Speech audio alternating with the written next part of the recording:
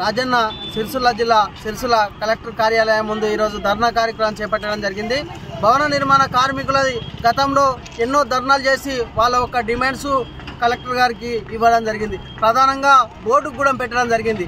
ఇలా చూసుకున్నట్టుంటే కార్మికులకు స్థానికంగా ఉన్న కార్మికులకు తమ్ము సిస్టమ్ పెట్టి ఇలా ఆన్లైన్లో లేబర్ కార్డు చేయాలంటే ఇలా పని కొట్టుకొని వచ్చినా కూడా ఆ తమ్ము సిస్టమ్ అనేది అలా సర్వర్ డౌన్ ఉండి ఆన్లైన్ కావడం లేదు. ప్రధానంగా చూసుకుంటే ఒకనాడు వచ్చి 2 రోజులు వచ్చి కార్మికులు మారిపోతూ ఉన్నారు.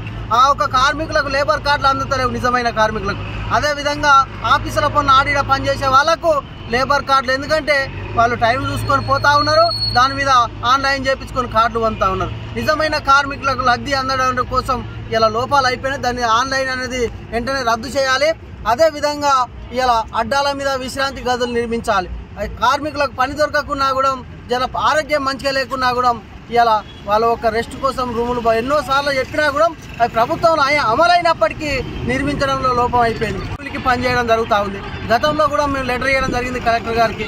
ఇలా చూసుకున్నట్టుంటే ఇలా స్థానికంగా ఉన్న కార్మికులకు విచ్చలవిడి రేట్లు కేంద్ర గవర్నమెంట్ పెంచి ఇలా పప్పు ఉప్పు నిత్యావసర సరుకులు బియ్యం కాడికెళ్ళి ఇలా కొనుక్కోలేని పరిస్థితి.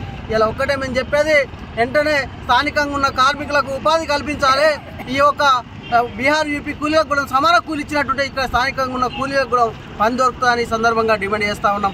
అదేవిధంగా ఇలా చనిపోయినటువంటి కార్మికులు యాక్సిడెంటల్గా 10 లక్షల రూపాయలు ఇవ్వాలని ఎన్నోసార్లు బోర్డుకు కూడా మేము దరఖాస్తులు చేసుకోవడం జరిగింది. చనిపోయినటువంటి యాక్సిడెంటల్ అయినటువంటి మనిషికి 10 లక్షల రూపాయలు ఇవ్వాలి. అదేవిధంగా సహజ మరణానికి 5 లక్షల రూపాయలు ఇవ్వాలి. చూసుకున్నట్టుంటే నిరుపేద కుటుంబాలు కార్మికులు ఎన్నో భవనాలు కడతా ఉన్నారు. ఇలా డబుల్ బెడ్రూమ్ ఇల్లు అనేది కూడా ఇలా భవన నిర్మాణ కార్మికులకు లేని పరిస్థితి. ఇలా కార్మికులకు కూడా డబుల్ బెడ్రూమ్ ఇల్లు ఇవ్వాలి. వెంటనే వాళ్ళ ఒక న్యాయమైన డిమాండ్ పరిష్కరించాలని ఈ ధర్నా చేయడం జరిగింది. ప్రధానంగా వీళ్ళ ఒక డిమాండ్స్ వెంటనే పరిష్కరించాలని కూడా కోరడం జరుగుతూ ఉంది.